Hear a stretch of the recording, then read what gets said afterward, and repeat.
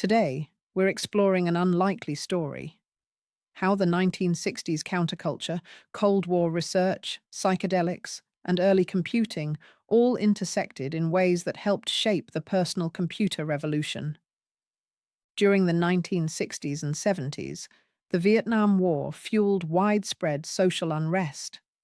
Anti-war movements and broader countercultural currents challenged mainstream values and authority. Many of those involved were searching for new ways of living, thinking, and relating to one another. They rejected rigid institutions and embraced ideas about decentralization, collaboration, and personal freedom. At the same time, the US government was investing heavily in technologies that could offer an advantage during the Cold War. One of the most important of these was ARPANET, the precursor to the modern Internet.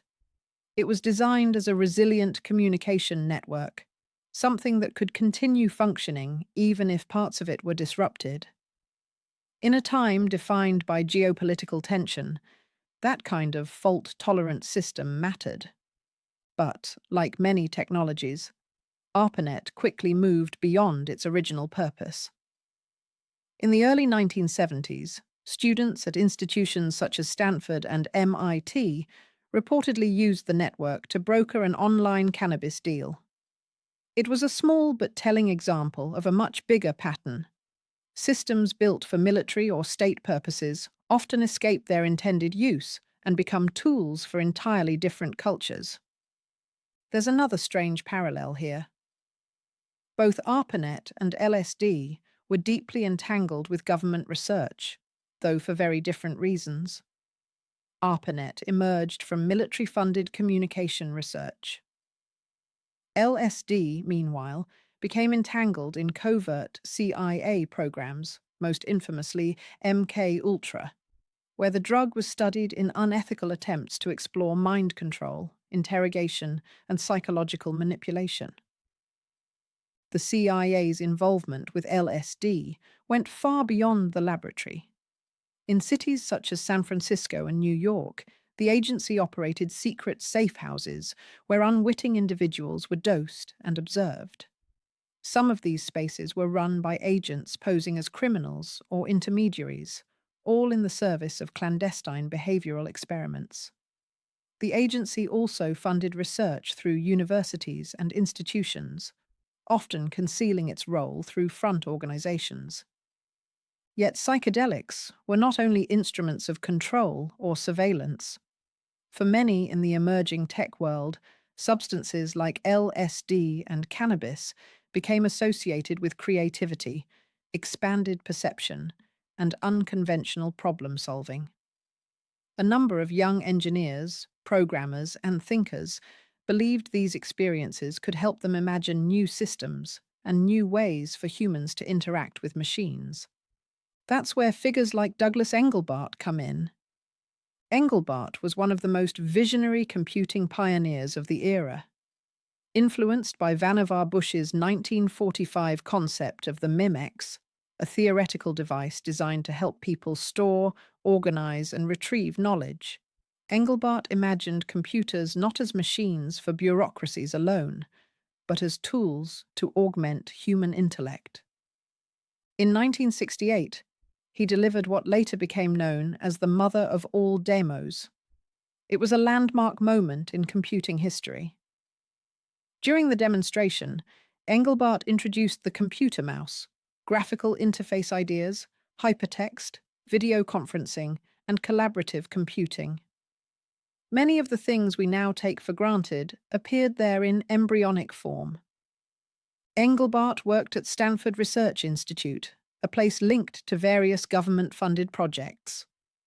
While there is no credible evidence that he was personally involved in CIA covert operations, there are accounts suggesting he participated in sanctioned LSD experiments aimed at understanding creativity and problem-solving. Whether or not psychedelics directly influenced his work, he was operating in a broader culture where mind expansion and technological optimism often overlapped, and that overlap didn't stop with Engelbart. Steve Jobs later spoke openly about his LSD use, describing it as a profound experience. Stuart Brand, one of the key figures connecting the counterculture to emerging digital culture, also helped translate the language of communal experimentation into a vision of networked, decentralized technology. Ken Kesey, though more associated with psychedelics and the merry pranksters than computing, embodied the same spirit of anti-authoritarian experimentation that shaped the era. This is one of the key ideas in the story. The counterculture didn't just challenge politics and social norms, it also challenged who technology was for. Instead of seeing computers as tools reserved for governments, militaries, or corporations, many pioneers began to imagine them as personal devices, tools for individuals, communities, and creativity. That shift in imagination was radical. It helped open the door to machines like the Altair and the Apple I, early personal computers that signaled a move away from centralized mainframes and toward computing for ordinary people. The same spirit appeared in spaces like the Homebrew Computer Club in Silicon Valley. This was not just a technical gathering, it was also a cultural one. Enthusiasts came together to share ideas, swap designs, and circulate innovations freely. Steve Jobs and Steve Wozniak both passed through that world. The ethos was collaborative, decentralized, and suspicious of hierarchy. In many ways, it echoed the communal ideals of the counterculture. That culture would eventually feed into hacker ethics and later into the open source movement. The belief that knowledge should be shared, that systems should be open to tinkering, and that technology should empower users rather than control them. Of course, this wasn't a simple or clean transformation. The relationship between counterculture and computing was full of contradictions. The Internet's ancestor was funded by the military. Psychedelics were explored both as tools of liberation and instruments of coercion. Tech utopianism often promised empowerment while remaining entangled with institutions of power. Still, the crossover is real and historically important. The rise of personal computing was not driven only by engineering breakthroughs.